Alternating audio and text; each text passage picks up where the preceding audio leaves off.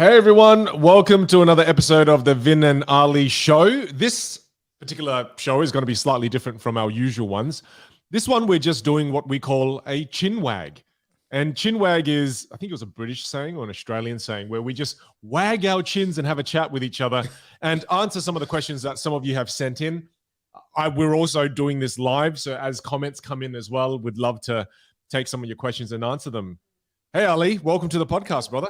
Hello, Vin. How are you? Doing something different today. I like it. I was just picturing that. How do you actually wag a chin? What is it? Is it just like a wiggle? Or... Yeah, I think it's just a metaphor, mate. It's not actually literal. The cup looks awesome. Yes, I did notice the cup. Very good. On brand. Nice. Man, I feel like I've really made an effort here. I put on a jacket. I even freaking brought some merch here, and look at you in a hoodie. You don't even care. Hey, I've got this in the background. I've got your face. Yeah, but I've also got the logo in the background too. So all right. You win. Okay. First victory to Vin.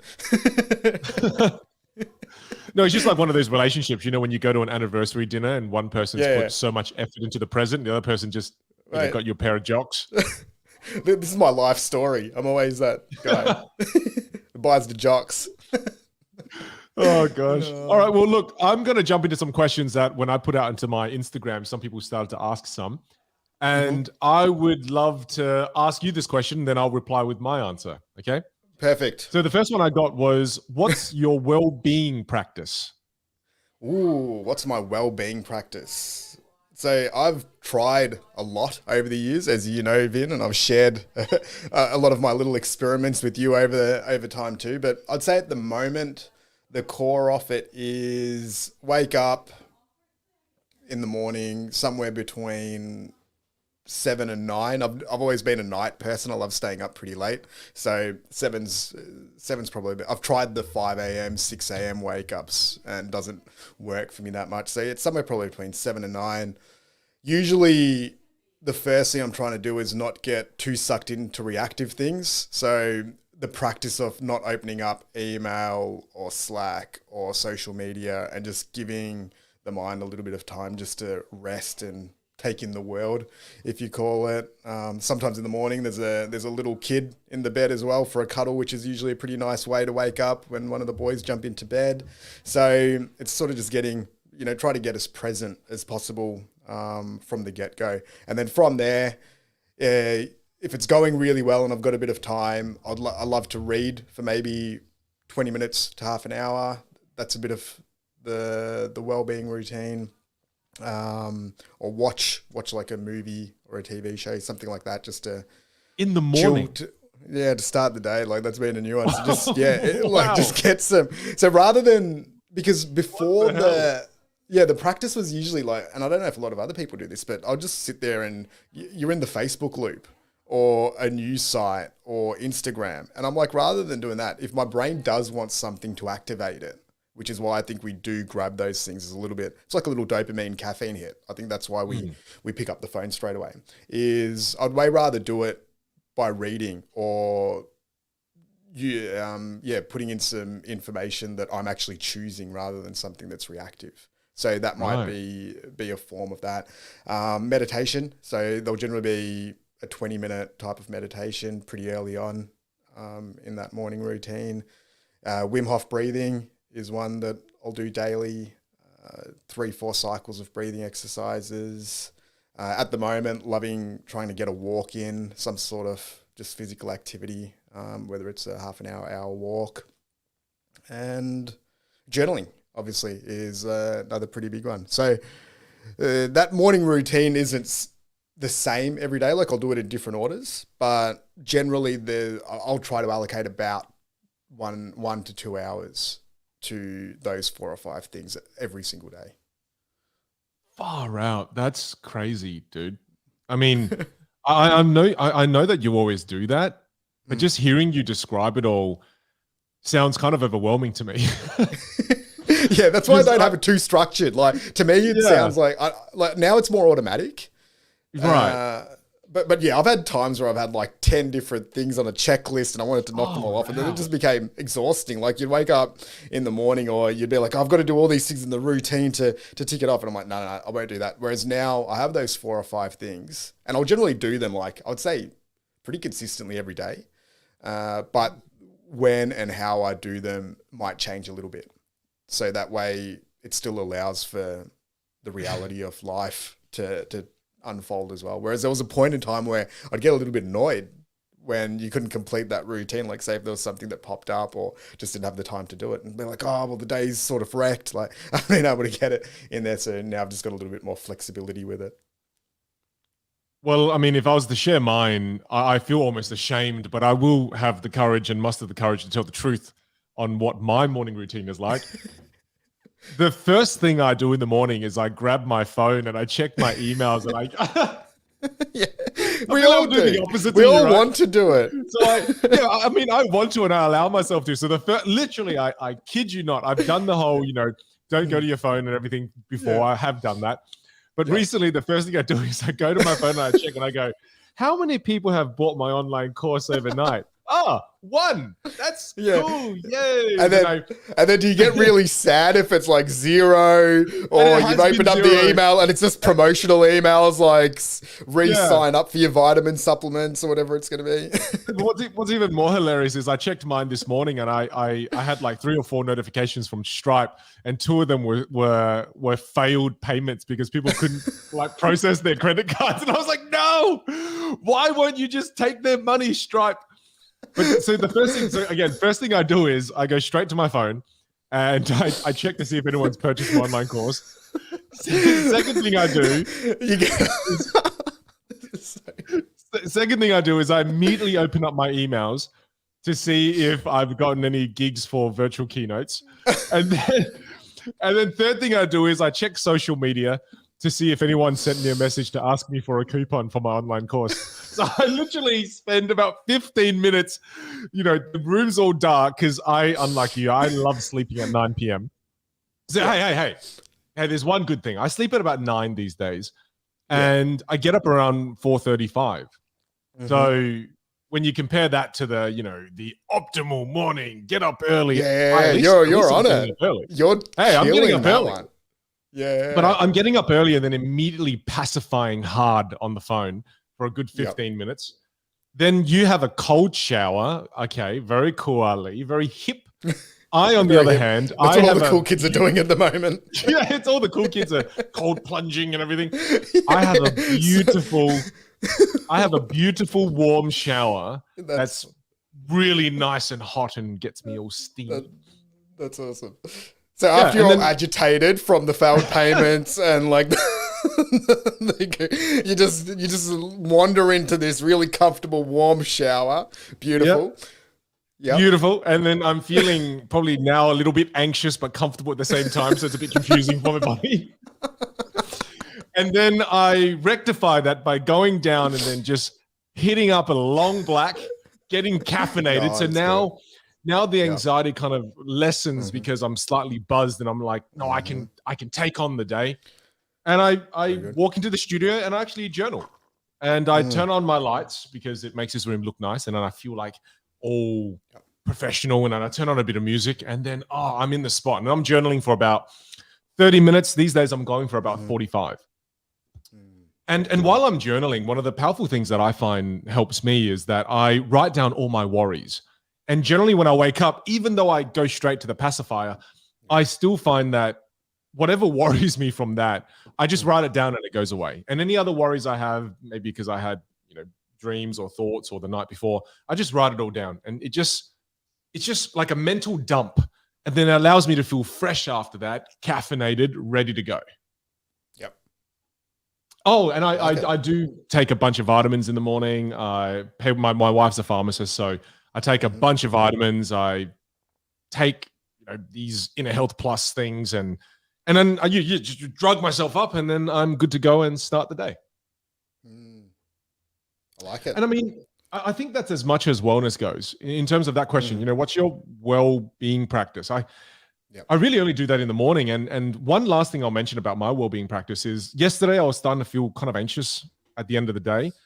And I didn't know where that anxiety was coming from. And instead of sitting there and normally just allowing that anxiety to take me over, I said to Pei Wen, hey, do you mind, instead of me bathing Xander tonight, do you mind if I jump on the bike and smash out 45 minutes or 50 minutes of a bike ride? And then she said, yeah. And then I did it and I felt better. So I use that as a tactic to help me get out of those little crappy mood, those situations where you feel crappy. I just jump on my exercise bike and go to town and put on a movie. Like it. A follow-up question. Out of all of those things that you do, if you could only pick one of them for optimal well-being, if you get to choose one, what are you choosing? Pacifier. I'm kidding. If I had to choose one. Emails every single day. Emails and Stripe notifications. Yeah. I would, oh man, this is really hard. If I only could choose one, damn it.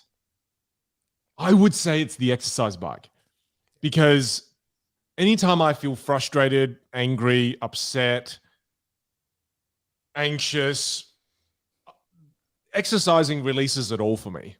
And it's not kind of, oh, I'm going for a stroll. It's not like a light bike ride. I have to go at it hard, because the harder I go at it, the more I get rid of all those negative emotions, the more I'm able to defeat them. So I would have to choose the bike. How about you? What would you choose if you had to pick only one out of your ridiculous list of things that seem like you're a Zen master?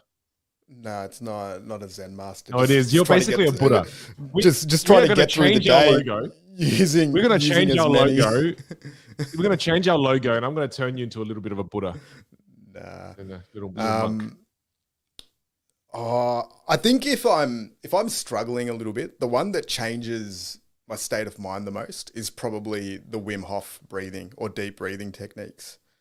I think if I'm really low, for example, I'd say it's like a 95% chance of success of doing 3-4 of those breathing cycles and like really focusing on them. Like you said, with the bike riding, 3 to 4 of those cycles, and it should have a pretty good positive impact on whatever that mental state is.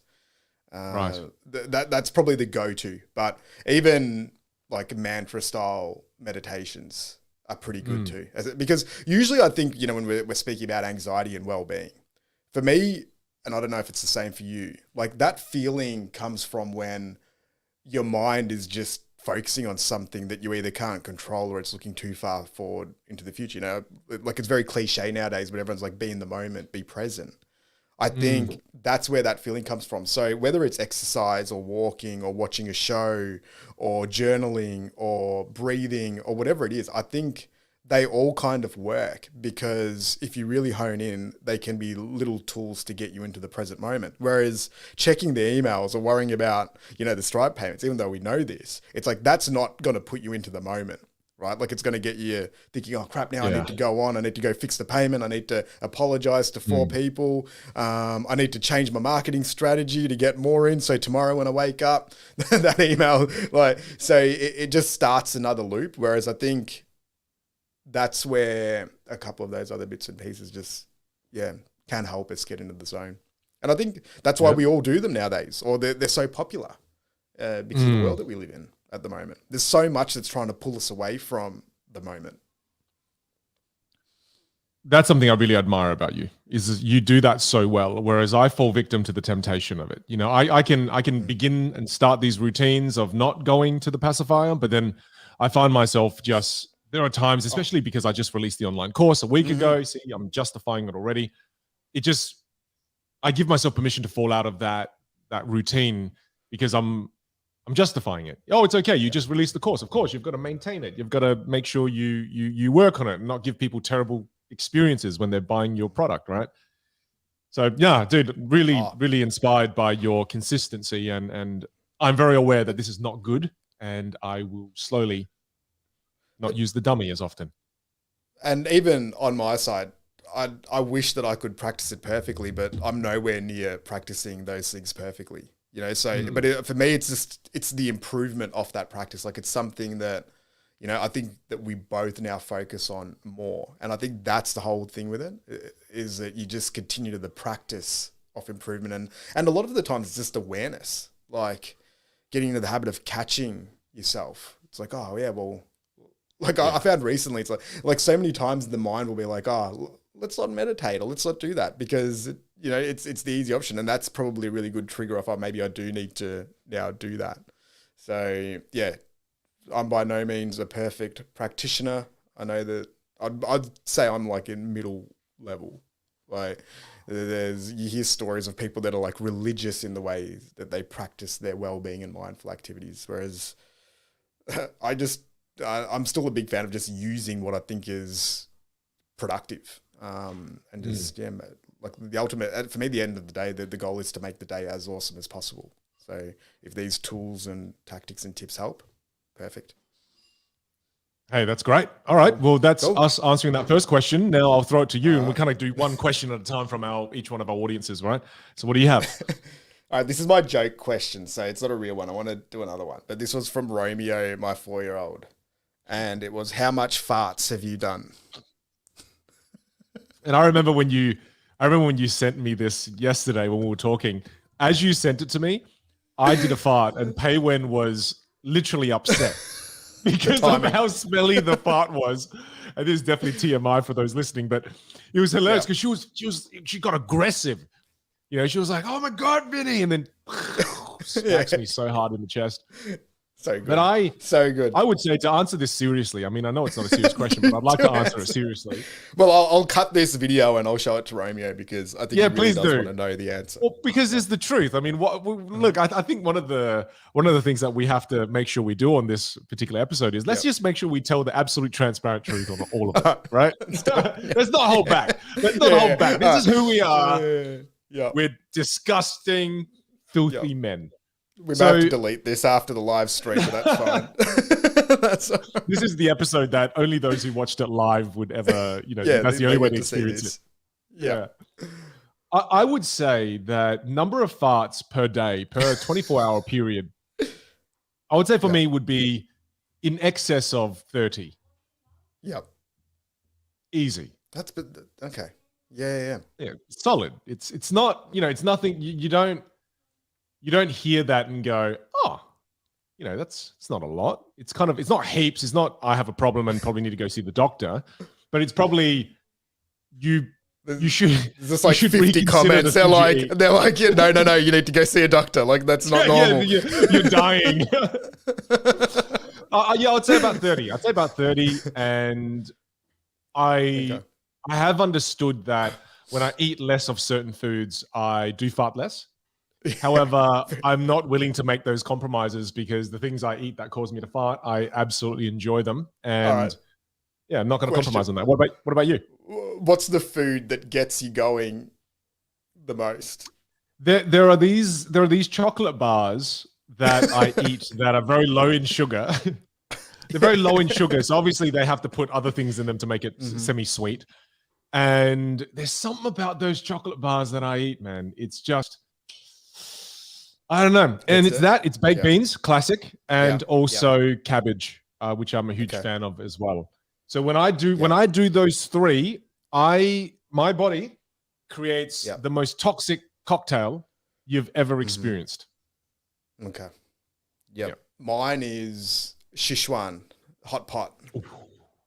I think it's the sesame oil. There's something maybe in sesame oil that just... That gets you? Yeah, it gets it going. Makes sense. Yeah, awesome. Okay.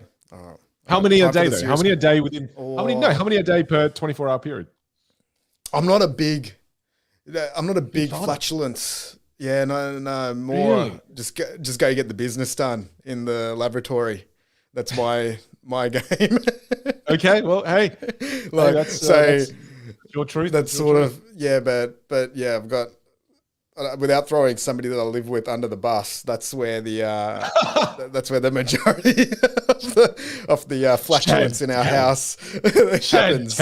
Yeah, now I definitely have to delete this, otherwise I'm going to be in a heap of trouble. No, she wears them like a badge of honor, though. Like most people that know Chantal would know that. I'm telling you, that's why she loves nothing more than a loud fart. So I think it's hilarious. So there you go. I guess I've got to be more responsible in our relationship. Like we can't have both of us just constantly. What was that? What was that cartoon? South Park. And what are the two guys that would just sit there farting all the time? Like Terrence and just and they just laugh. I know that. and the leg would just fly up. We apologize to our listeners for that. Sorry about the last 5 minutes of talking about farts, but let's keep moving forward, Ali. We owe you 5 minutes of better content. Hey, it's a chin wag. It's a chin wag. Come on. Yeah. All right, real question. Is, do you have any social or political issues that you're passionate about? Oh. Because we don't really talk about politics and too many social issues. And I thought this was quite a good question. Okay, so I guess you're asking me first, right? Yeah. First of all, I rarely read the news. Mm-hmm. So I don't go to news.com. I just don't look at the news very often at all. Just because when I do, it's, we hear this all the time. There's so much negativity on the news. And the other day, I've got a few friends who look up the news religiously. They look it up 10 times a day. It's like their form of social media. They don't have Facebook. They don't have Instagram. However, they check the news 10 times a day. And every time I see them, they're, oh, did you hear on the news? This little boy got lost and they can't. And I'm just like, oh, man, it's not that I want to turn a blind eye, but it just makes me feel terrible. I just feel terrible. So I don't follow the news much. And as a result of that, I'm not really plugged in sometimes into what's happening around the world.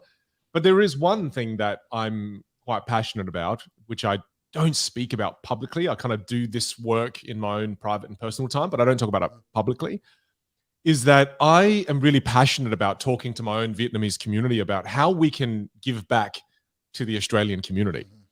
And one of the reasons I'm really passionate about this is because I've been able, and my family, we've been able to build such a wonderful life here in Australia.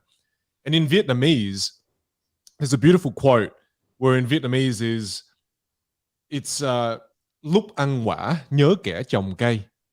And what that means is when you eat the fruit, remember those who help you plant the tree. And my dad kind of always talked about this quote over and over and over again growing up. You're eating this beautiful fruit, remember those who help you plant this tree.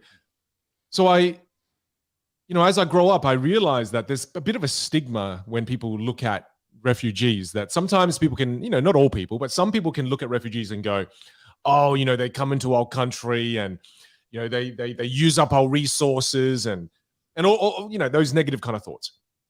And to me, those thoughts exist because part of it is true. Some people do that.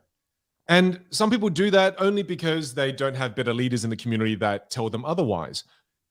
So I try to inspire my community that, now that we've been able to live here for a couple of generations, let's start thinking about how we can give back to our country. And then ultimately the bigger picture of it is we can start to change the way that people view refugees. We can kind of eliminate that stigma almost so that we can keep people's minds open, their hearts open. So in the future, when there are other refugees that want to come and need help, we'll be more open-minded about it.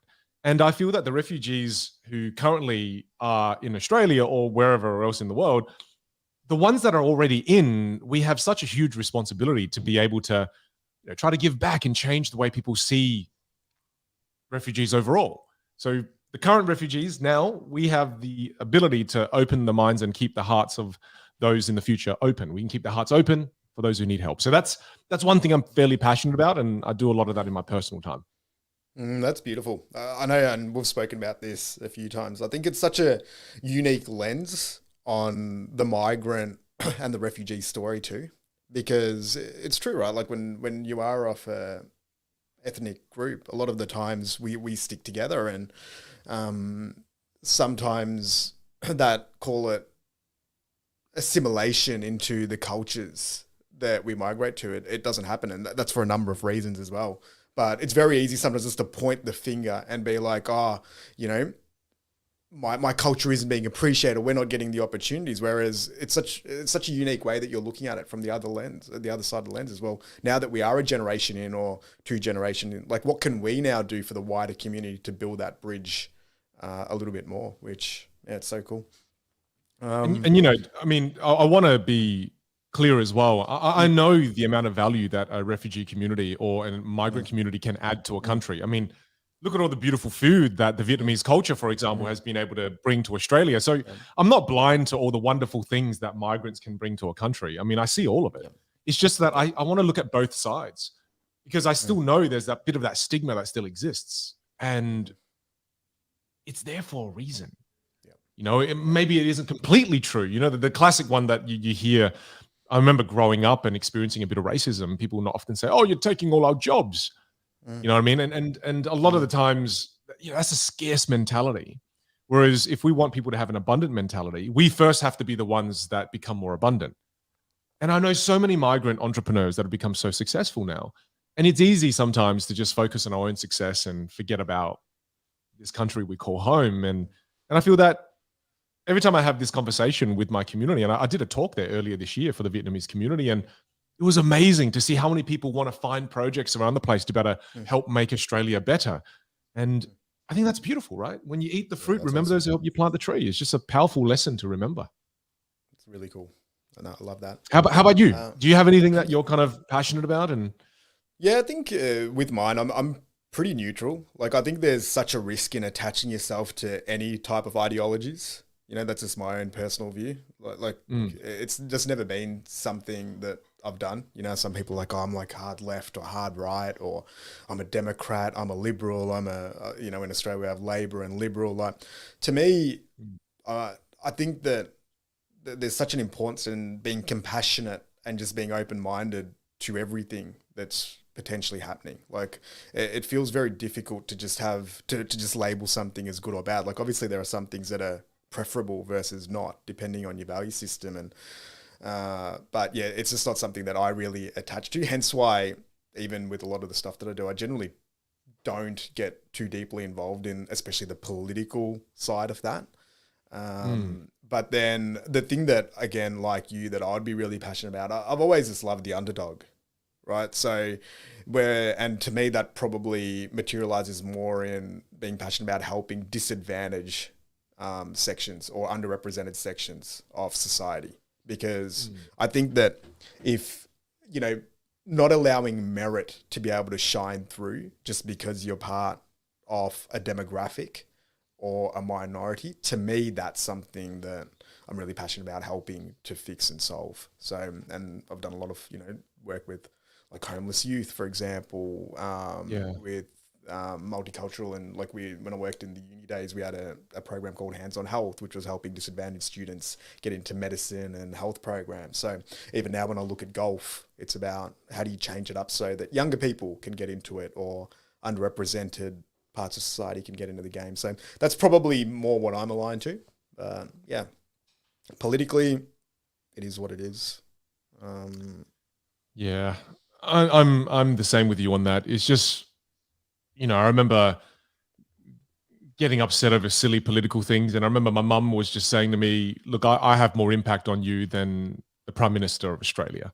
You know, it's yeah, look, I understand, but I think maybe that's something I don't understand enough of. That's why I you know, I don't really listen to much of it, and hence why I kind of stay out of it, really. And the only thing is, like, say with politics, and we've spoken about this a lot, I think inspiring storytelling and just compassion are probably a really good foundation. Like, if I am going to read anything political, that's probably what I would lean towards. So, whereas the more cutthroat style of politics, I just don't really find it or the more alienating style of politics. But I guess that happens regardless of what side of the fence you sit on. So yeah, tough one to answer this question. Yeah. I think it's like those topics, right? Like politics, religion, you generally just avoid them. But yeah, it was cool. All right. Okay. Your turn. All right. Well, I've got one. And this one is, I'll read it out. You both speak about your partners often. How did your partners support you on your journey? Do you have any stories to share? This is an interesting one, because the entrepreneurial path is filled with uncertainty and ups and downs, and it's... Yep. Oops. It's that time of the episode where we lose Vin to his internet. Hopefully he'll jump back in a couple of seconds, but I'll answer that question first just because he's asked it. So how have our partners supported us throughout this journey? So when I look back at my journey, I can't commend my partner Chantal, my wife, more for the support that I've been given. She's pretty much since we were younger, because when we first met, I was 19, she was 21, and we really didn't have anything. We came from very modest families. We were both starting out our journey. We were, working part-time jobs. We were going through university. So we started off not really having anything as a foundation. So I guess for us, that we really did build our life together. And we've always had a core value of trying to make each other the best version of who we can be. So whether that was my wife going through a career, becoming an educator as a teacher, or it was me working in higher education, or it was then going down the entrepreneurial path, generally our rule of thumb has been like, all right, well, if you're really passionate about this, or this is a dream of yours, or this is something that you want to do, we'll usually come together and try to help each other out as much as possible. Welcome back, Vin. So I'm just answering the question since you got out most of the question there. I was just saying that, we've generally supported each other with those dreams as much as we can, while making sure that it doesn't impact the family unit too much. And of course, there's times where we have to make compromises. Like I know there's definitely been times throughout our journey where we've prioritized my work, for example, and things that I've wanted to do. And then Chantal's prioritized the family and building up our awesome little family unit. But because we are quite different as individuals as well, the ability to kind of divide and conquer and not step on each other's toes has probably also been pretty good too, because we're not fighting for the same thing in terms of like we're going down the same path. I would say there's a lot of alignment in terms of our values and what we believe in, but in terms of how we operate, our personality types and what we do, we're actually quite different. So I think that's helped us with being able to support each other in what we do. In saying that though, I think definitely the entrepreneurial journey and the start of that, just because we did have a young family at that time, that probably resulted in me going pretty hard at something, even though I knew that there was a pretty big trade-off in terms of how it would impact the family, especially when I was balancing full-time work with starting a business, young family, doing all those bits. I think that was a period of my life where the cups were very, very full, and a lot of the time some of those cups would get neglected, and that was sometimes the relationship. So again, it's a learning experience. You keep adapting, but that is, the support has been awesome. I love this question because sometimes our partners can get lost in the story, right?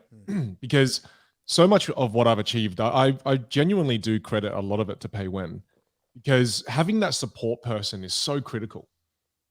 And while you were sharing your story about Chantel, it just reminded me of early in our relationship. I just remember early in the relationship game, as I was dating people and, boyfriend, girlfriend, I remember in my early relationships, I would pretend to be somebody that I'm not. And I would pretend to be the person that person wanted me to be.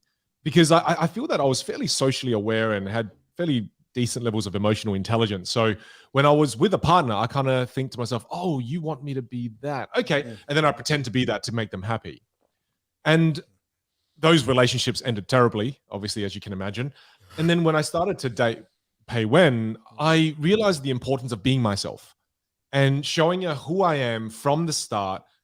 And I think that was one of the key reasons why things worked out so well in our relationship. We've been together since 2009, married since 2015. And we're going really strong. And I think one of the reasons why is because we're both not pretending. We're not both pretending to be somebody that we're not. We've been very clear about, look, this is who I am. And I hope you can accept me for me.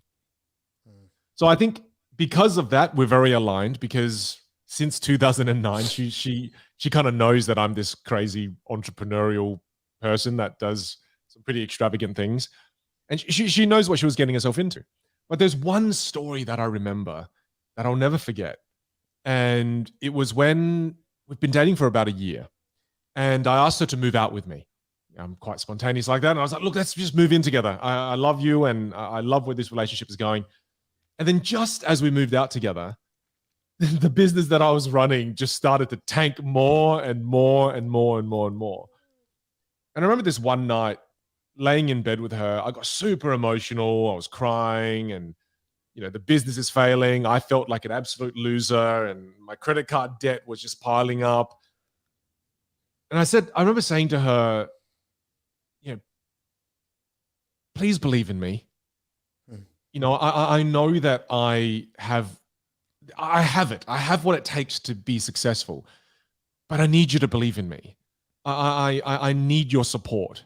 And it was a very vulnerable moment for me because I was asking her to help me not only emotionally but financially as well.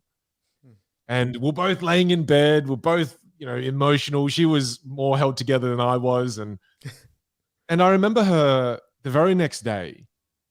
She pays off my whole credit card, and she says to me, I want you to keep doing what you love, because when you do what you love, you are the man that I love when you get to do what you love. I love who you are when you're doing what you love. And she paid off my credit card for me twice. And she paid for the bloody mortgage, and she paid for the place we were living at, paid for the bills. And she never made me feel, she never made me feel like I was a burden. She never made me feel like I was a loser. She genuinely believed in me and supported me in so many different ways, man. And I'll never forget that. That's one of the reasons why in the last episode for our podcast, I said to you, I planned this extravagant engagement party. And I was being so crazy about it, flying all her friends from overseas over, her parents, her family, because she deserved it. Because she paid for it. Yeah. It was on a credit card. Because that's the third time she paid off my credit card when I spent that on her yeah, that's exactly right. That's such a beautiful. I had to throw in a gag. That was just too beautiful. Otherwise, it needed. Yeah, we had to kind of tone it down a bit. Yeah. But dude, it's why my love for her is so deep, right? And I've never had anybody believe in me like that before, and put their money where their mouth was, and it was just I'll never forget that moment. It was just such a low moment in my life, and then seeing her support me in the way that she did meant the world to me. I'll never forget that. It's so interesting when you speak about belief and how important that is. Like, it could be one of the most underrated components of, call it, quotation mark success, is like, even when I look back, look how important it was for my mum to believe in me, even though there wasn't much writing on the wall that warranted that belief, or to have friends that believed in you even when you're about to get expelled from school, or to have that one teacher believe in you when your back's against the wall. Like, those moments, like, how much do we remember them when we look back on our life, where that person really backed us in when everything logical suggested that you probably shouldn't? And I think it's the same for me with Chantal. Like, she had a lot of better options on the table when we were early on in our relationship. But yeah, it was similar. Like, there was like this, there wasn't much, that would have suggested that I would have made for a good long-term partner at that point in time. Whereas I think that also then became a driver, is where you don't want to then let that person down throughout that journey. But yeah, the support and the success is pretty critical. It makes an uncertain journey even more difficult when you don't have at least a few people in your corner. And I think you talk about this a lot with your top 5 approach is, look, sometimes maybe your partner might not be in a position to be able to support you, but if you can find others who can, that's also equally as important. Well, I mean, we've read in so many books where it says that the person you marry is the most important person in your life. Yeah. It's a life partnership. I mean, let's face it, that's what it is. And I speaking quite frankly, I know people who have, from what I can see, and this is me judging, but they potentially married the wrong person. and they're staying in that relationship through obligation, and now they have children and a house together. But I can see how the other person doesn't believe in that person anymore. Maybe they did at one point, but now it's just this kind of it's not good, and yeah. And just like you said, I think it's important to realize that if you don't get that belief from your partner, it doesn't have to come just from your partner. Sometimes it's from your parents, sometimes it's from one of your best mates, sometimes it's from someone in your community. It can come from many different places, but just having that one person that 100% believes in you. When they say they believe in you, it's not like I believe in you. No, they just, I fully believe you can do this. Like, you can. And when you have that certainty behind, when you have that certainty behind you and someone fully believes in you like that, it gives you a courage to go into battle like nothing else. Yep. Yeah, it's cool. Yeah, I think the other part with especially longer term relationships, and I don't know if you agree with this or not, but to me it feels like there's evolutions, and it's nearly like a skill that it needs to be developed too. Because, just when you were mentioning that, like, is it, some people marry the wrong person. Like, I wonder if there's another side to that as well, whether was it the wrong person? Like, is it still the right person, but maybe the approach is no longer appropriate? That's a really good point. Because I think when you spend a lot of time with anyone for a long period of time, there's going to be friction and there's going to be challenges and there's going to be hurdles. And overcoming those is pretty challenging, whereas a couple of generations ago, people just didn't have the choice for most of it. So they had to try to make it work. Whereas now, especially in the Western world, we have a lot more choice and flexibility. And maybe that's why we see the duration lessen. But I don't know. I think there's something in there as well around continuously reviewing and seeing like, all right, is this now a relationship that's driven by love, or is it a relationship driven by fear, or, just obligation? Is there things that we could do to keep optimizing? Like, I know you're really conscious about this. Like, you always do a heap of stuff to keep your relationship fresh and energized and evolving. So there might be something there. Maybe one day we'll get them both in for an episode, and that'd be super fun. Where we could get their side of the story and the true one. Yeah. They just both come on and go, we want a divorce. Yeah, it's like, just delete divorce. Stop the recording. Oh my God. No, but I get a lot of views if they both ended up in divorce, like by the end of it.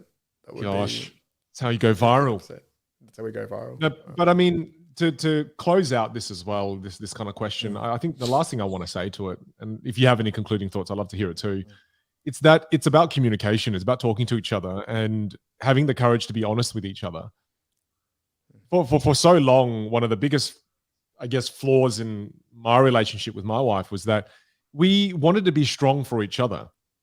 And as a result of thinking to ourselves, I want to be strong for Pei Wen, or Pei Wen wants to be strong for me, one of the flaws in that kind of thinking is you go, well, I'm not going to tell them what I'm going through because I want to be strong for them. I don't want them to worry about me. And then she's thinking the same thing. So I'm thinking, I won't share with her my problems. I'll deal with it. She won't share with me her problems. She'll deal with it. So then what happened is we were one team, but we were divided. We weren't attacking the battles together. And the moment we put down that facade of having to be strong for the other person, and we were starting to be more vulnerable and shared the problems, now we were able to go to battle and go to war together.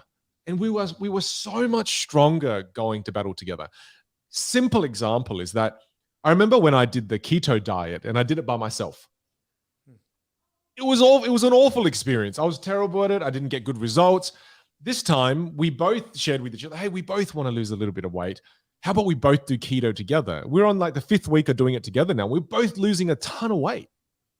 And it just goes the simple example like weight loss. When we do it together, it's better. Let alone if we do life together, it's better. And that was one of the things that helped us immensely in our relationship was, hey, let's just be honest with each other. What do you need help with? What are you going through that's really hard right now? I don't have to be strong for you. You don't have to be strong for me. Let's just be strong together.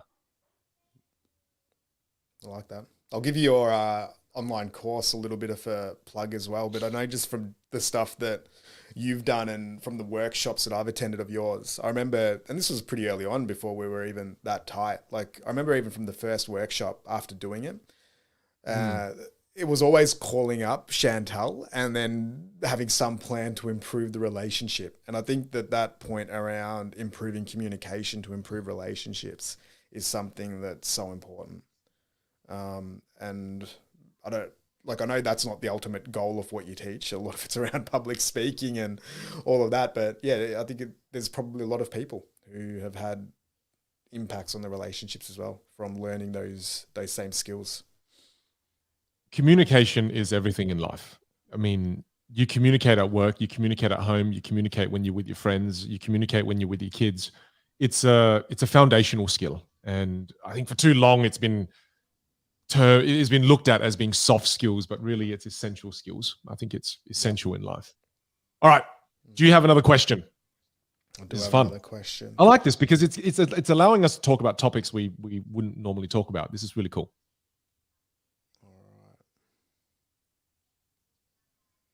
We'll go with this one. What's one quality in each other that you wish you had and why? Oh, this is obviously in each other, me and you. Yeah. The one I really want from you is your ability to detach yourself from outcomes, especially in business. I think that's really cool. You have this ability to detach from things and you're able to keep a state of calm like no one in my network can do. You're the one person that I very jealous of, that you're able to just detach from things. I feel that when I set myself a goal, especially if it's in the realm of business, I'm very attached to it. And if I don't hit it or get somewhat close to it, I get really bummed out.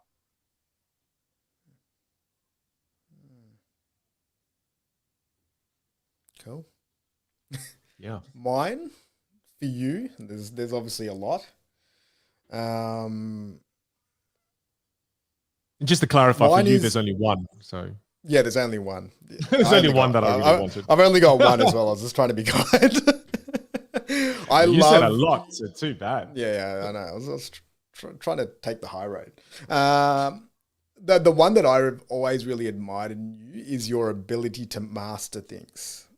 Like, I have not seen anyone be able to attain such a level of mastery at so many different things. If you know, some people like, oh, I'm going to go do this thing and I'm going to become pretty good at it, and you sort of roll your eyes and you're like, oh yeah, sure. Like we'll wait and see how long this thing lasts for. You are the complete opposite to that, and you're probably the only person that I've met that will. If you say that I'm going to go do something, my first question is like, how far are you going to go down this path? Because it could be pretty extreme, but it's so cool to watch that, to see how you actually break something down, and then also to see what level somebody can go. You know, we discussed the book Can't Hurt Me, and that was from a physical standpoint. I think you kind of embody that from, call it a mastery or mental standpoint. Like, you're able to use your mind and the way, the skills that you've got to really distill and break down a skill, to understand the core of it, and then to master it very quickly and at a really good level.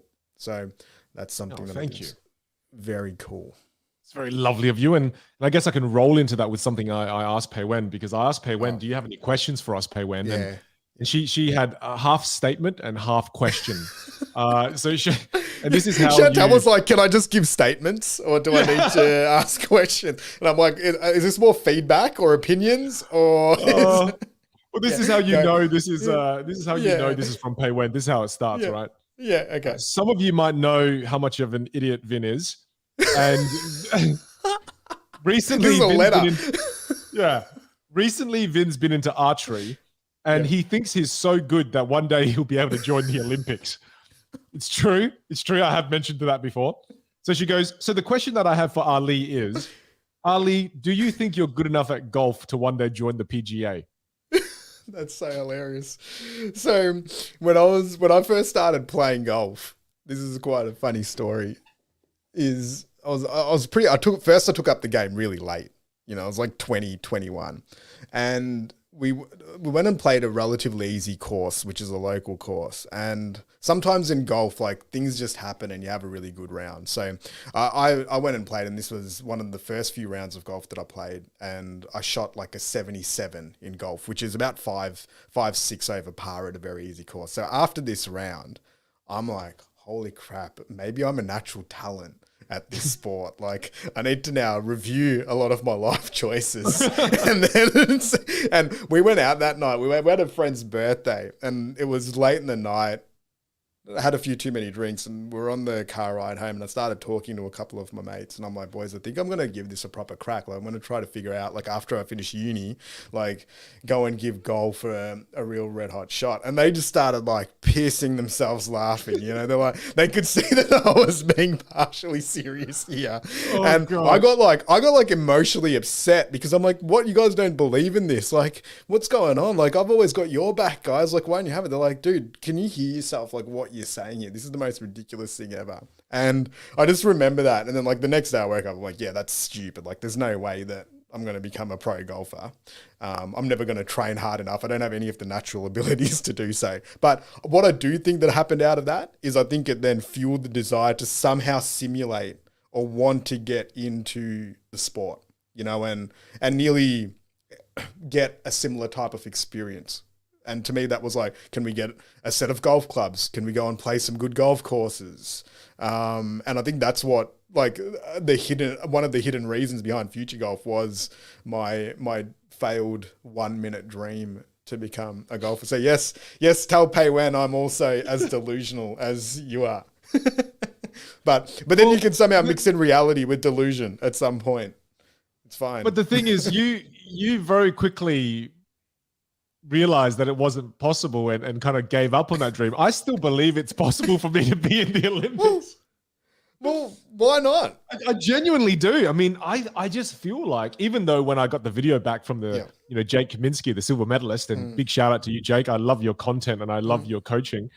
And it's just, I believe that if I put my mind to this, it's possible. I feel like for you, it probably is. For me, it wasn't. I wasn't going to commit to it. And I was too late. And I don't know, like, because you've then got to factor these things in, right? Like, let's break this down a little bit more. Like, how many people, and this is where I don't know much about archery, like, say in golf, I was potentially, like, if I wanted to go down that dream, the amount of people that are competing for that dream is a lot. Like, there's millions of professional golfers in the world. Definitely. That are at the level. And then there's thousands that are at like the tour player level. And I would say 90, there's probably not a single story of a golfer making it after starting the game past the age of 13 or 14. So statistically, those odds were against me. Whereas with archery, I don't know if those conditions exist. Like, well, there's definitely not as many people. Yeah. Definitely not as many people into the art of archery as compared to golf. That's for sure. And also, man, like, I've worked out that you can pay your way into a lot of archery competitions. And, so for me, I could even go to Vegas and compete in one of the most... Pei Wen, we need that credit card again. Yeah, she's just my sugar mama. That's all that it is. But I like what you said, in that, I think far too often, some people don't even give themselves an opportunity to dream up something like that. Whether or not I can get into the Olympics or not, I like having those aspirational goals. And it's cool to know that you're the same too, even though it's momentary. Yeah. Well, this is the thing, right? If I was serious about that goal, I would have gone about it, like, I would have dedicated at least a year to it, which means that I would have gone and played golf full time for a year. Even at that age, I would have taken a risk. I would have tried to have gotten funding, maybe off the back of this story, like 21-year-old has a dream to become a pro golfer, see if I could have found a sponsor. And I would have actually tried to execute that dream and then waited up maybe in a year or so. So I think we're very quickly to just poo-poo a dream before it gets anywhere. And yeah, like, if it was a different time and if my mindset was different at that point as well, like, probably my mates laughing at me and then having the realization that if I spoke to 9 out of 10 people, they'd say it was stupid, which the odds are very low. But I think if you're going to go in and do anything that's got a very low chance of success. 99% of people will tell you that you're taking a risk and it's stupid. So it just depends on how you're programmed. Like There's something about that as well. Genuinely said that you want to be an Olympic archer. I don't, like, as weird as this sounds, without knowing what's involved, I don't think it's that ridiculous. Like, I'm probably your one friend that's sitting there backing you in on it and being like, all right, let's make a plan. The longer this friendship goes on, I feel like I probably should have married you. No, it wouldn't have worked. Yeah, it probably wouldn't have worked. Yeah. You fart too much. Oh, well, okay. Well, you married someone who farts a lot anyway, so I think that's true, work. actually. It probably can work. Mate. Yeah, exactly. We picked the wrong people. Imagine that on an episode we actually get married. Now that would. Oh man, can you know what's funny? Yeah. I went to Vegas for one of my best mates, Bucks and Lenny. So we went to Vegas for Lenny's Bucks, and we had friends from all over the world join us for a Bucks in Vegas. And then on one night we were, let's just say, a little bit drunk. We almost decided, and I don't drink. There were other things involved, and what happened was we almost went to a chapel, Lenny and I, and got married in Vegas. We were this close to getting married because we walked there, we got there, and then the chapel was closed.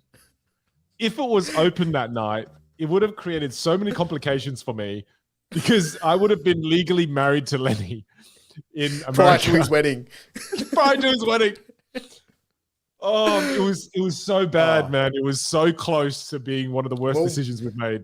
It would have been an awesome best man speech because it'd be like, well, now Lenny's best man / husband, Vin's going to come up and do the wedding speech. And they're going to do the first dance together. Oh, gosh. Anyway. That's brilliant. Well, so good. Thank you for that. Thank you for answering that, and I'm glad you believe in me so much. Thank you, Ali. Yeah, I've got your back. I just love how Pei-Wen phrased that question as well. That's brilliant. I took it down word for word, so there you go. It's so good, so good. All right, your turn.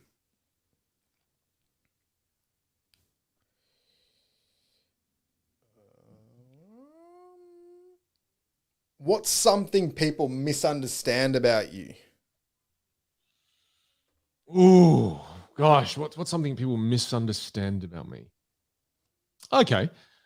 I think that the most common misconception people have with me is that I'm always extremely positive. I think it's very easy because of the way I communicate. People can make that assumption. I feel that I'm not 100% of the times extremely positive, but I'm 90% of the time extremely positive. Yeah, I'd say it's about. I do have moments where it's pretty close, but I do have downtime that I really need. I love connecting with people. I guess a better way for me to phrase this is that I think people make the assumption that I'm fully an extrovert.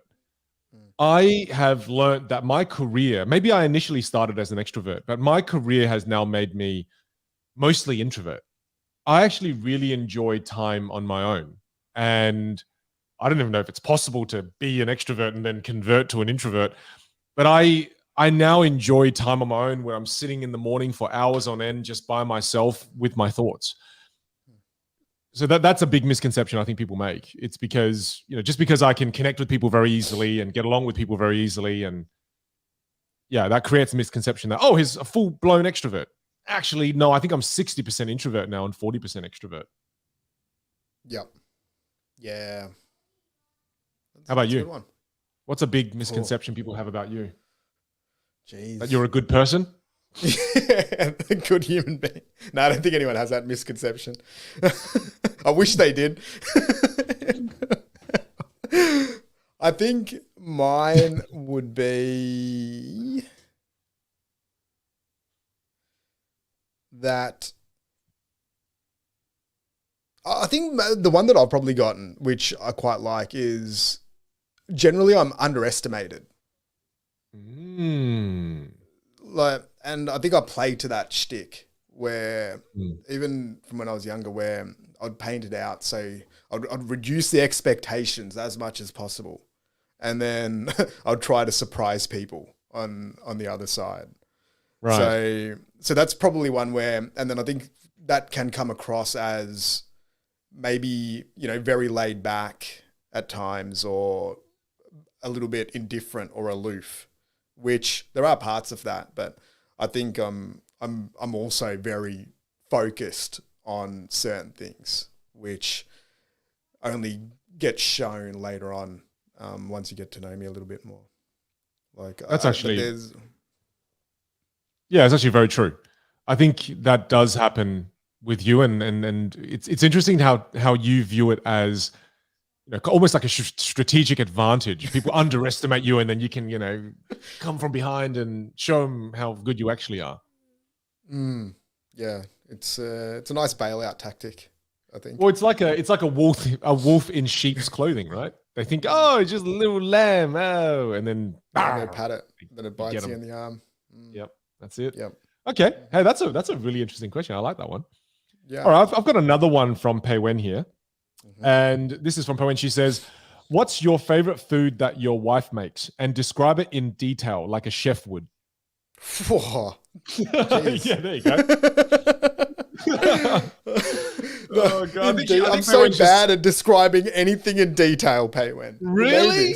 Come on. All right. Come on, try. None of them, and she's a terrible cook, and it's all disgusting. Uber Eats when they deliver it to your door. Yeah, no, Jay. One of my favorite things that she makes is, it's like a spicy fish type of meal. So describing it in detail like a chef would, God. Come on. So it's got vegetables, bean shoots, it's got oil, chili oil, chilies, garlic, fish. It's spicy. You put rice in it. Yeah, I've sold it great. But yeah, it's like a version of a Sichuan type of, we go back to Sichuan food. Yeah, spicy fish meal. It's yum. Okay, yours? All right. Well, that was... Here we go. Let's see how the world's best storyteller. I've set a very low bar there. There's a beautiful soup that Pei Wen makes, and it's a more of a stew, and it's a lotus root with ribs stew. Now this stew, dude, she cooks it in a crock pot, and she boils peanuts and ribs first. So she boils the peanuts and the ribs to start with, and she'll boil that for at least 3 to 4 hours. And I kid you not. So the sweetness from the meat actually comes out into the soup, and then after that, you get the nuts. The beautiful nutty flavor from the peanuts start to really be absorbed and kind of comes out into the meat and into the soup as well. And then she puts lotus roots in. Then she puts dates in to add another level of sweetness. And then it's just, once you taste this soup, I don't know how to describe it, man. It makes me feel so loved. When I taste it, it tastes like love. It genuinely does, because it takes so long to make. I'm going to get in so much trouble for this now. It's so difficult to make. And not only this, what Pei Wen has learned from making this soup was that not only do you have to cook it, and then she doesn't let me eat it generally on that same day, because then if you let it sit for a night, the next day when you heat it up, when you taste it the second day, it's like it gets better with age. It's like just like she does. A fine wine. Oh, it becomes so intensified the second day. And not only is all the flavors are intensified, but the meat falls off the bone. And I don't know, I think it's the cartilage on the ribs. It's so soft that when you put it in your mouth, it melts. And the key to getting this dish right is really in the sauce that she makes with it. And she's crushed it. And it's soy sauce, garlic, and chili, more chili than garlic, but still ample amounts of garlic, because I love that. And then as you mix it together, you add a dash of sesame oil with it as well. And then, oh, dude. Oh my God, I'm salivating just thinking about it. Yeah, that dish is unbelievable. And again, it's called lotus root, because right at the end, you add the lotus root to it, and then the meat's soft, the cartilage, everything is soft, but then you've got the crunch of the lotus root. It's crunchy. It's not overly done and overly cooked. And that's my favorite dish, and I love it. 5 stars. Well done. really Yeah. appreciate the stitch up there as well, because I'm No gonna get in worries. so much trouble for I how can't wait to show poorly. Peiwen this clip and Yeah. then show your version. Yeah, I know. It's Chili it's so fish. bad. Yeah, chili The fish. oil and chilies in it. Yeah, and fish. Yeah, fish. Don't forget All the right. fish. Your turn. All right.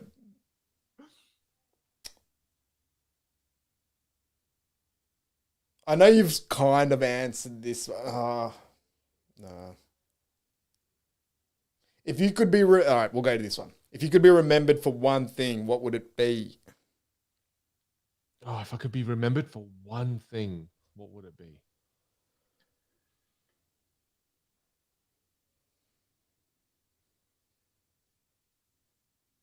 Oh, this is a big silence for me because there's many things I want to be remembered for, but the one that the one that popped up first for me is I want people to remember me for the fact that I've helped them. Sounds a little bit arrogant, but I want them to go, wow, having Vin in my life has helped me live a more extraordinary life. And I just really want that. I want them to go, because of him, I've lived a life that's a little more exciting. He's pushed me to go on a couple of extra adventures. That's what I want to be remembered for. You know, that he made this story a little bit more exciting. Mm-hmm. Yeah, I like that one.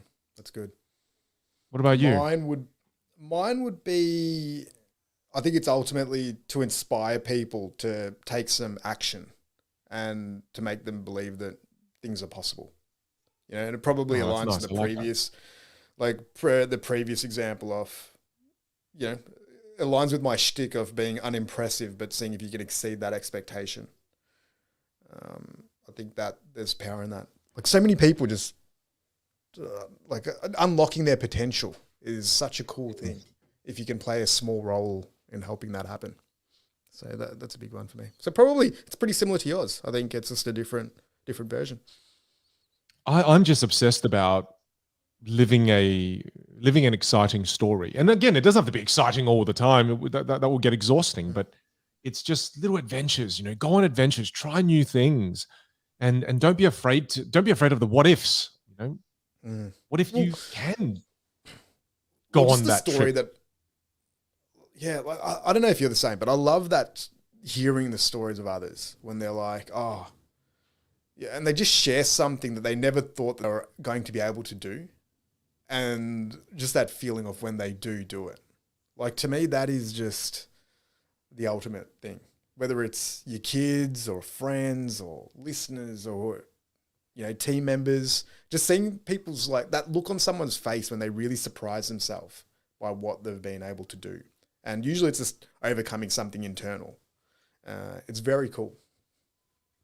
Yeah. No, awesome. Awesome answer to that question. All right. Now I've got one for you. And it's, what's your go-to music playlist? I've got a playlist that I've had for about 4 years. And I would say 90% of what I listen to hasn't really changed in that time. So if I look at it, it is, there's only 2 or 3 artists in this playlist. Oh, there's a few more, but the majority of the playlist is 2 to 3 artists. So it's a combination of Sigur Rós, which is an Icelandic sort of ambient rock band. It's Ben Howard, who is an English singer-songwriter. There is some Bon Iver, who is sort of in that similar ilk of singer-songwriter. And yeah, that's probably 80% of the playlist. Then there's just a few like hip-hop songs, a few pop songs that will come in and out just every now and again. A few instrumental songs. I think there was a little time where I had like a couple of Japanese songs in there, and that is it. But yeah, most of the music that I like to listen to is more background music. That's kind of similar to me as well. I love this YouTube channel. It's called Bloom, Blume. And if you just type into YouTube, Blume instrumentals, so Bloom instrumentals, this YouTube channel has just collected some of the best ambient, atmospheric elven music. I love it. I love kind of that mystical orchestra-esque type music that is it just makes you feel like you're in another world. I love that. And that's the music I always listen to. My go-to music I listen to. I even go on Spotify and just type elven music. I love that kind of music. It really inspires me. So that's my go-to music for you. All right. So since we're on the theme of entertainment, call it, and those types of things, what your top 3 books? You're on the desert island. You get to take 3 with you. What are you taking? We'll do one each as we go through this. So my first one, definitely easy, hands down, no contest, is the Almanac of Naval Ravikant. Wow, so that's a new one. That's a new one. So that's come straight up to the top. Wow, that's pretty. And cool. and if you haven't checked out our podcast that we did for Naval Ravikant's Almanac, check it out. We was a 2-part podcast, but I love that podcast. And when I read that book in preparation for our podcast, I just couldn't believe how many pearls of wisdom was in that book. And I've since got 20 plus copies. I've been giving them to all the people in my family, my network, people that I really care about. Because to me, that book, it's like a guide to wealth creation. It's a guide to happiness. It's a guide to living a more fulfilling life. Far out. It's become my Bible since we've read it on the podcast. That's my number 1. He's got a really awesome podcast episode with Tim Ferriss as well that I know is always highly rated. And Joe Rogan as well. Yeah. I've listened to both. Just a really cool thinker. Yep, I like that one. My one would be The Alchemist, would probably be number 1 on the list. I love that book. It's the first episode ever. Yeah, it's just, I don't know, it's probably the book that I've read the most and reread the most as well. And I get something new out of it every single time. So that would be number 1. I'm totally going to steal that and say that's my number 2 as well. I love The Alchemist because I don't often read fiction.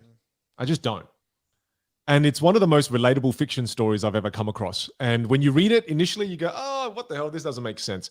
But then when you look into it more deeply and you read it, like you said, multiple times, you go, wow, this is actually the story of life. This is the journey we all go on in one shape or form or the other. Like, this is just the journey of life. And the wisdom that the book shares every time you read it, like you said, you get something different. So that's got to be my second one too. Yep. Like that. Then the other one that's my probably number 2, and now it's not, and I put this as number 2 just because of the impact that it has had on my life, is the 4-Hour Work Week, I would say. And just when I now look back on it, like at the time I remember reading it being like, yeah, this is a bit of, whatever. But then I also remember reading it being like, wow, this is really aligned to the way that I think and around how to manage time and to make things happen. So to me, as a guidebook for somebody that's looking at going down the entrepreneurial path or wanting to improve their work life, how they manage time, make decisions, to become a little bit more productive and impactful. To me, that book, just as a practical toolkit, is one of the best that I've read so far. The final one for me, I would say, is 48 Laws of Power. I really like that book because it taught me how to be able to navigate the business world, things to look out for, traps to not fall victim to, or traps to not fall into, and how to deal with other potential players in the business world who can sometimes be a little bit cutthroat. So it's taught me how to protect myself more, and it's taught me how to play strategically in the business world. And there's a lot of wisdom in that book that I would love to study more, because I haven't read that book for, years now. But that one had the most influence on me as I started my entrepreneurial journey. Yeah, that's a good one. Also, that's actually one we should do for an episode one day. Yeah, full on. But that would be a big episode. I mean, far out. It's a big book. It's a big reread. I remember reading it and loving it. But yeah, awesome. And my third, probably, we won't say it's a book, but just because, for the purpose of distilling some of the ones that have had impact, is I'd go Wim Hof. Like, just coming across Wim Hof stuff and his breathing techniques and cold showers. Again, just another thing that I'd say over the last 4 or 5 years just had a really big impact on mental state and well-being. I think that's a pretty big one. That probably equaled with the book The Power of Now by Eckhart Tolle. That's right up there as well, because that was the first time that I realized how much in the future I actually lived. And it started me on the practice of going down into the moment a little bit more. I think that's a book we need to do a podcast on, because I actually haven't read The Power of Now, and I'd love to do an episode on that, because I think I live too much in the future as well. Still. Okay. Yeah. Awesome. Okay. Well, look, let's take this on a different turn now. We've been answering a lot of questions from our tiny fan base. I mean, actually, I've actually got a couple of questions extra here from our long-time listener, first-time caller, and he's probably our biggest fan, and it's Dan. So hi, big hello to Dan. I know you'll listen to this at some point. So big shout out to Dan Yao. He's my cousin-in-law, but he's basically like my brother. I love this guy. So he's got a few questions. Do you want to throw some at you? Yeah, all right, let's do it. Okay. The first one he wants to know is, if you guys had to choose one last meal for one another, what would it be? So a meal that we have to choose for one another. Yeah. Oh, well, geez, after what you just said about Pei Wen's soup, it'd be pretty harsh not to choose that. Or your or the tomahawk steak that you make would be right up there as well. Well, after hearing the way you describe Chantel's dish, I would love to have you pick an Uber Eats meal for me. That's mine from you. All right, next one. Quick fire. What's the most annoying habit we each have? All right, I'm going to throw one at you straight away. On the podcast, you often say this. You often say you've hit the nail on the head, and you're bang on. And that's the two things you always say whenever I say something. So I think that's really annoying. Bang on. I've got so many of those little sayings. There's even more. Yeah, that's so bad. All right, done. Your most annoying habit is how you speak and your appearance. No. And your personality, and who you are as an individual. I don't know. Okay. You're pretty good at like you're pretty good at. You don't have many like little tics or anything, so I can't. No, I do. Dan's made me aware of it in all the podcasts that I do. What I normally say is I go, well, what I think is, my opinion is, and he says that's my kind of filler. So you're saying you're a little bit self-righteous in self-obsessed. Yeah, self-obsessed. See, I don't notice. I remember you used to, like years ago, you'd always put your glasses up. That was one that you had, but you got rid of that one. Like that was your habit. But no, mate. That was my nervous You're tick. fine. You're fine. Unlike you, I've got no judgy calls. To me, I accept you and embrace you for who you are. Okay, perfectly as a being. Oh, see, more reasons why I probably should have married you. Now, the next question is, oh wow, there you go. That's interesting. If you had to spend a year on a deserted island and you could take 3 people with you who are currently alive, who would you take and why? Oh, this is a bad one. Because you conveniently have 3 members in your family, your 2 kids and your wife. So would you take them or wouldn't you? I literally can't. Well, I pretty much am on a deserted island right now. We're in lockdown.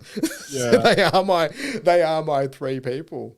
But yeah, I think this question, we could make it like, it's obviously too easy just to pick family members and stuff. Yeah, it is. So let's pick other than each other and direct family members if we had to pick one person. We'll modify his question. Oh gosh, this is super hard because I would definitely take Craig. Yeah. So Craig's my videographer and he does all of my videos. I'll definitely take him because when I'm with Craig, he just makes life more fun and funny and exciting. So definitely would take Craig. Second person, I'd definitely take Lenny, my best mate. And third person I'd probably take my cousin Fung. Ooh. Yeah, I love my cousin Phil. I love her. I think the three of us will just get super silly and have a damn good time. So I'll take the three of them. How about you? As you were saying that, I think I just realized I'd probably just go by myself. I'd use it as a really nice holiday. I'll take my phone, some music, and some books, and that would be Wow. the thing. I think just couple of other quick fire ones then is how would your parents describe what you do? That's a great question. Yeah. I don't think my parents still understand what it is that I do. My parents they're actually over right now. And I had a virtual presentation that I had to give this morning. And like they literally just walked in. They walked in and they were doing the gardening. They're helping me with some of the gardening. And they're like, I'm in the middle of a presentation in my garage. They open the door and they're like, hey, which bush do you want us to remove? I'm like, Mum, I'm teaching people right now. It's hilarious. People in the chat just laugh their asses off. They just walked into the studio. And yeah, I don't think they know really. That's hilarious. Yeah, no, Yeah. It's so funny. Like, I remember even when I worked at Monash Uni, like I think my mum just thought that I was still at uni, just as a student, like that I wasn't even working there. For at least the first 4 or 5 years at least. It's like, Ez is doing some degree at the uni still because she just figured I was going to the same place for just a very long period of time.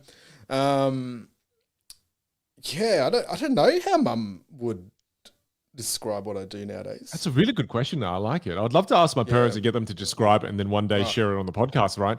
Because when my parents describe me to other people, every now and then I've kind of heard it. And to them, it's so funny because they're so reluctant to use the word magician still. I think they still feel a lot of shame with that inside. And so they're like, oh, he talks and he makes people happy and laugh. So I think when people hear it, people are like, wait, is he a comic? Is he a stand-up comic? Like, what does he do? And yeah, I think they have a really hard time describing what I do, so they just avoid it. Yeah, I think my mum would just be like, he runs a golf business would probably be the one. It was funny with the kids, like when you ask, have you ever asked Xander what he thinks you do? Has he had the age yet? Because no, he not really. I think to him, I think he thinks I don't work. I don't work. I've been around a lot more, so I'm always home, and he's probably thinking, "Wow, Dad's unemployed. Dad doesn't work, and he just uses Mum's money." Well, I remember once, I remember the kids were like having a laugh. It's like, yeah, Dad's like, it's always like Dad's going to be on a meeting. So like, I think they think that like meetings is the job, or like Dad's on his phone because I do most of my work, typing on the phone. So it's like that. But now they're like, oh, you do a TV show with Vin. So they think that this is a TV show. That's so cute. Yeah, but I think like one of my chores now at home is to play video games. So I've tricked them into thinking that that's a chore that I need to go and do. So now they think you're a streamer, an online gaming streamer. YouTube channel. But no, it's pretty funny. All right. Well, I've answered enough of Dan's questions, and we have answered enough of Dan's questions. So thank you, Dan, for those, and thank you for being again our biggest fan. We really appreciate you. But I want to take this in a slightly different turn for the last, I'm going to say 30 minutes or so that we have together. Mm-hmm. And it's what's on your mind right now? What are things that you are currently focused on, things you really care about, things you really are trying to strive for? What are those things that consume the majority of your cognitive space right now? Such a good question. We'll go one each. And then we'll go until we run out of ideas and then have to end the podcast. I think one that's been on my mind for the last couple of years, just post-pandemic, is how to unlock and find deeper levels of happiness and contentment in an uncertain world. Like that's something that I'm very curious about. And I think just subconsciously a lot of my study has gone to that point, especially during lockdowns and outside of that. It's like, all right, well, if there are certain things in the external world that are no longer possible, how can you then design a life that still is as exciting and as enriching and as satisfying during that period. And that's where I think I've personally found that there's a lot of really good lessons in like philosophy, in spirituality, in, you know, that thing that we spoke about earlier in the episode around contentment, around really good well-being types of practices. Like these are like very simple things when you strip a lot of everything else away, to provide you with a different type of operating system when a lot of, like, call it the thrills, or, you know, even just not even thrills, but just even things like seeing your friends and family are no longer really on the table. How can you then still find internal peace and happiness from that? So I'd say peace, happiness is one that's right up there. Do you have any insights you can share that you found to be really useful? Yeah, for sure. I think perspective is very, very important in terms of finding gratitude and appreciation of what's still in play. Like, sometimes it's so easy to start listing off 10 or 20 things that you can't do. Now, this doesn't even matter whether you're in lockdown or not. It can be in any part of life. But just reshaping that and being like, oh, well, you know, it can be something as simple as just listening to a bird tweet or seeing a cloud pass by. You know, a smile of a little one, or just those things, and trying to really start appreciating and zoning in on that. And to me, that feels a lot like a skill and a practice, you know, is finding, call it beauty and enjoyment in what it is that you do have, you know, whether it's a meal, whether it's being in a position where you can still, you know, live in your house. Like, I think appreciation lists, like even when I find myself journaling, a lot of it goes back to that. And I find that most of the time during this period, it's either we view it from a point of lack and nearly fear and urgency and scarcity, where it's like, oh crap, it's like, need to make 50 different moves to fix this thing and to solve it, is one side. And then the other side of that is just being really in the zone, like slow breathing, going for a walk, meditating, being present, being really grateful and appreciative of everything that is in play. And I think that seesaw happens a little bit more in uncertain times, versus not. So to me, there's a practice in that of being content or present, or whatever you want to call it. Well, that gratitude thing is something that, you know, you hear a lot of people talk about, and it's something I've been doing now for 3 months. And absolutely, man, it's when you only think about gratitude, when you think about gratitude maybe once a month or once every 2 weeks or once a week, you always go back to the same gratitude list. Oh, I'm grateful for my family. I'm grateful for my health. And you keep kind of just using the same list over and over again. But when you're writing it down and you have to try to come up with 3 or 4 every day, what happens is you start to broaden the lens of what you can see that you're grateful for. And then it makes you feel more abundant, because you're thinking, wow, I'm grateful for my backyard. You know, I'm grateful for that patch of real grass, because every time I cut it, I love the smell of the freshly cut lawn. And then you feel abundant, because it increases your field of view. Whereas if you keep saying, oh, I'm grateful for family, oh, I'm grateful for this, then you forget about all the other things that you could be grateful for. And there's so much that exists all around us. So I really agree with you, and just wanted to add that as well. Try to come up with a more creative list, because then you realize you're richer than you actually are. And even as the next follow-up on that, it's like, once you're grateful for the things that you do have, I think the next part that I found really powerful is then letting go, and doing nearly a letting go practice of what you're attached to. Because that seems to have power in it as well, when you can start viewing all the things that are external. Like, when, look, if you're really attached to your job or your business, or things that you can control, influence to an extent, but sometimes you can't, that can also get you into a questionable, you know, mind space around, well, at some point. And I think letting go also lets you plant new seeds and to allow it to flourish a little bit more as well. So that's just been another one. And so a lot of the books that I've been reading have been aligned to that as well. Oh, okay. Well, that's one of the things you've been doing. One of the things that's consuming up my mind is I want to stop being the person who is the hero, is the person who fixes everything for everybody. I've been so addicted to that, and that's been a huge part of my identity. And I remember something that Pei Wen said to me as well, and I don't ever forget this. and it's what kind of made me want to change the way that I am slightly. And it's that she goes, stop trying to pull me out of the dark. Sometimes I just want you to sit in the dark with me. And for me, I like living in the light. I like, again, like you've heard in this podcast, I enjoy being in the light or being optimistic 90% of the time. Whereas I've learned that people don't always want you to save them. People don't always want you to come in and just pull them out and give them the solution. Whereas I'm very quick to do that because I make the assumption that people don't want to sit in the dark. But sometimes people just want company while they're in the dark for a moment, and they want to feel what they feel. And for me, it's sometimes I've got to learn that it's okay to actually feel sad. It's okay to not be happy for a moment of time. And that's something I'm really trying to work on. So when people around me share with me some bad news or some hard times that they're going through, I'm just learning how to sit there with them, not offer any advice, not share any thoughts, but just kind of go, yeah, actually, that really sucks. And I've been doing that more for the last 6 weeks, and far out, it's made me feel terrible. No, I'm kidding.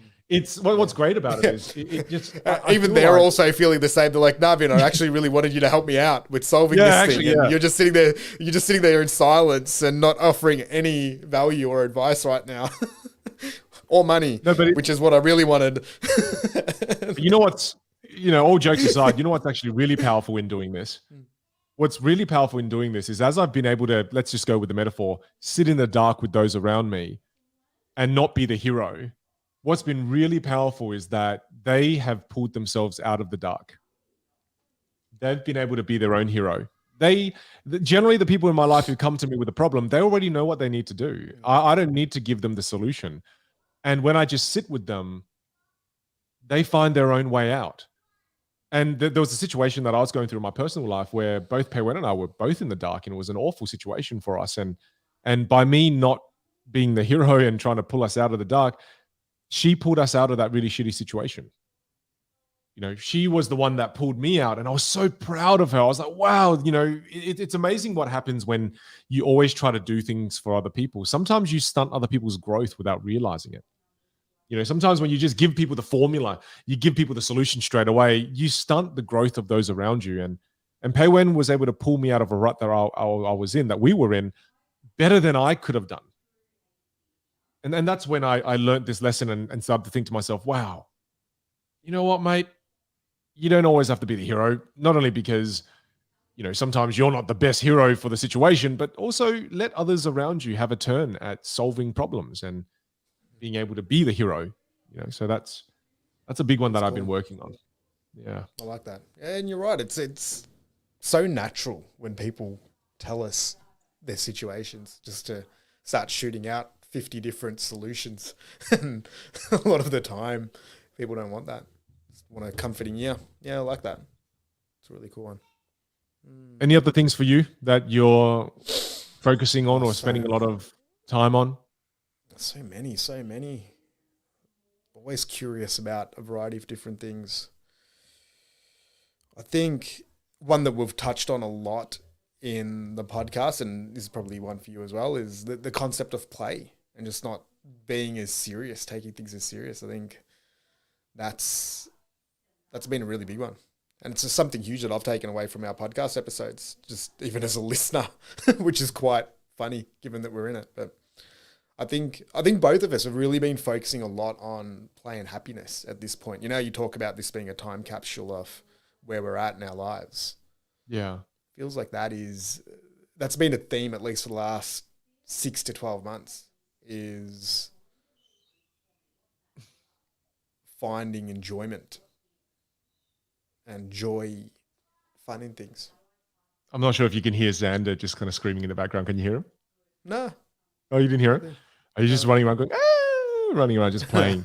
And I really love that this is a time capsule because, if I've got a message for Xander and Romeo and Marcel here, and to maybe future children for you or future children for me, is that just remember that you're not what you do. You are more than just your profession. You are more than just what you do for work.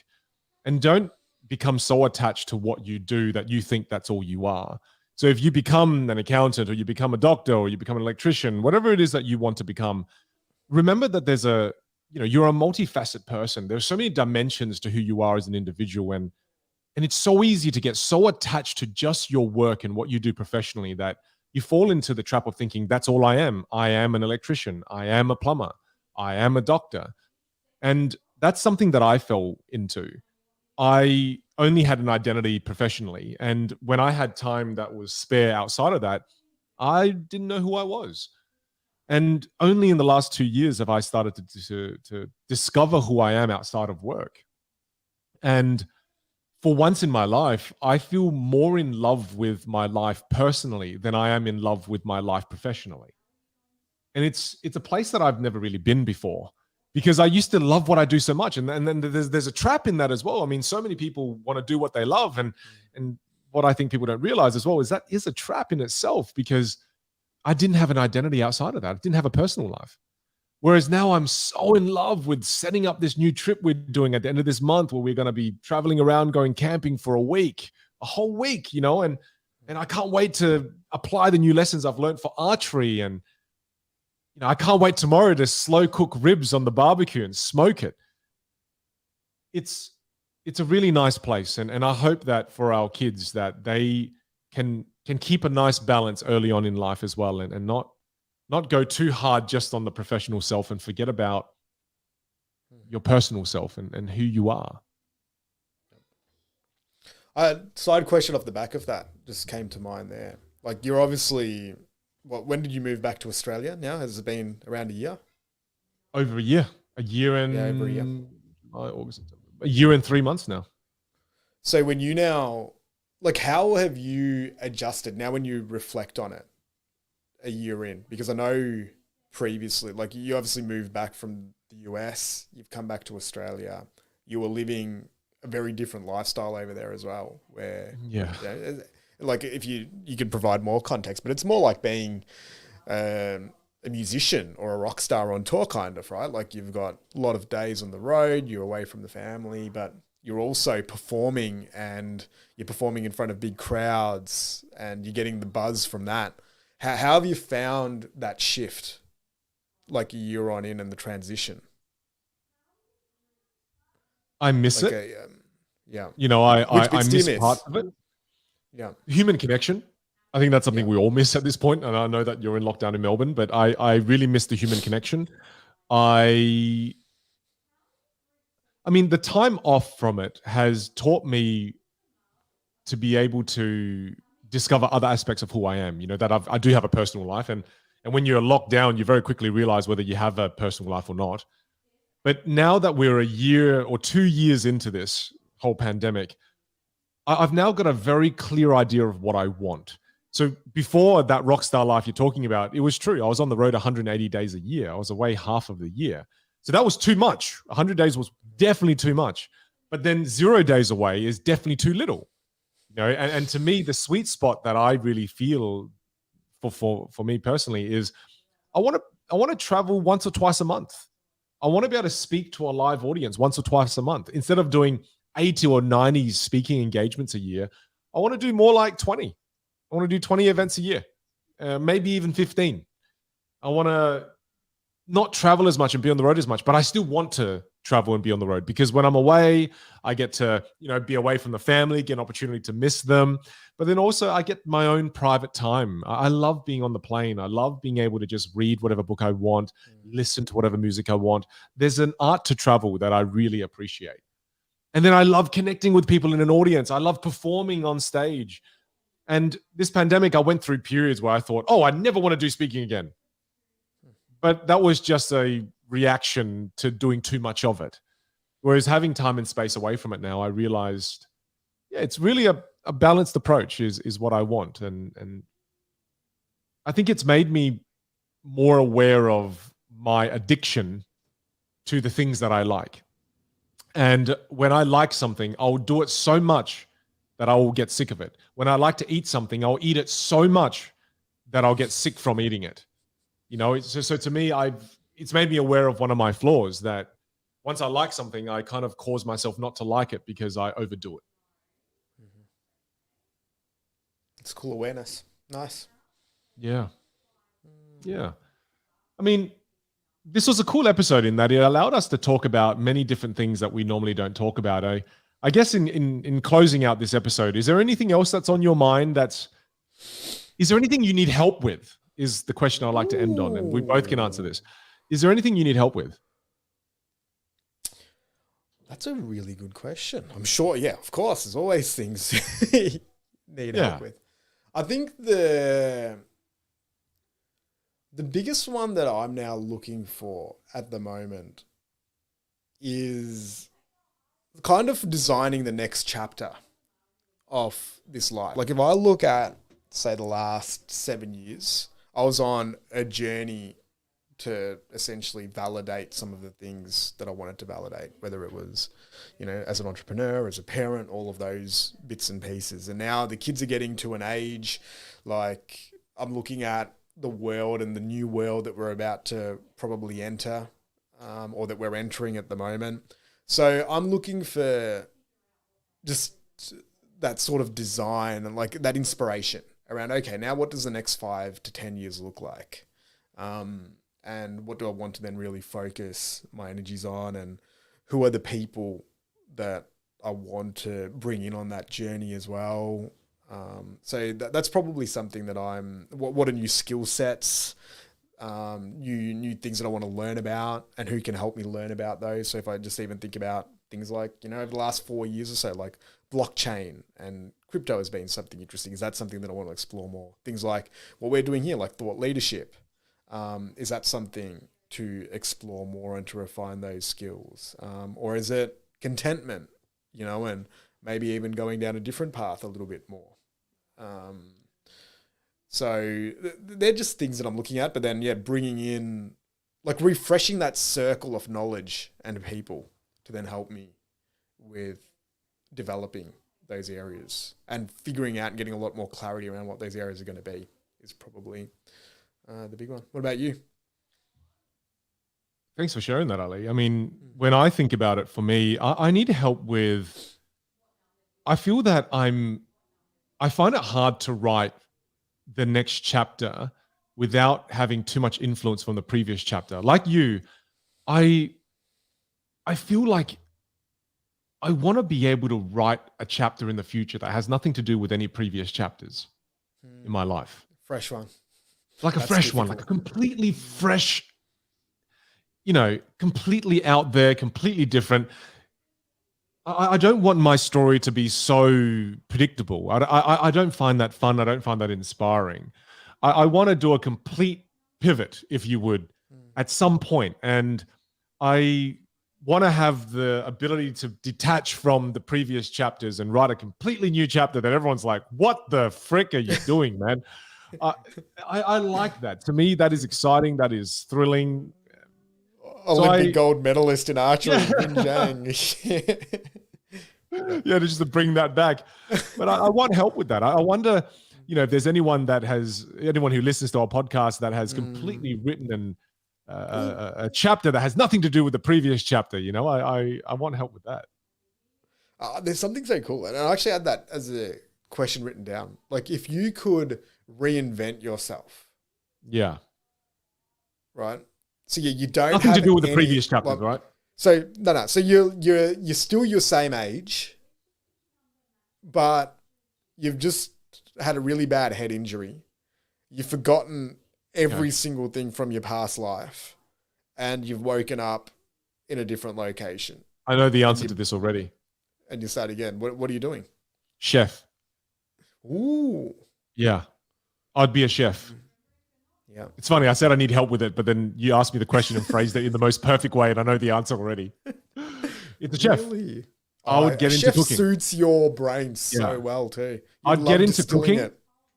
Dude, omasake, right? Which is a way to eat sushi where the chef cooks for you dish by dish, like, piece of sushi by piece of sushi. And towards the end of my time in the US, when I was traveling to New York, Chicago, Seattle, any city I went, I'd find a Japanese restaurant, I'd treat myself, I'd go out by myself, and I'd get omasake, right?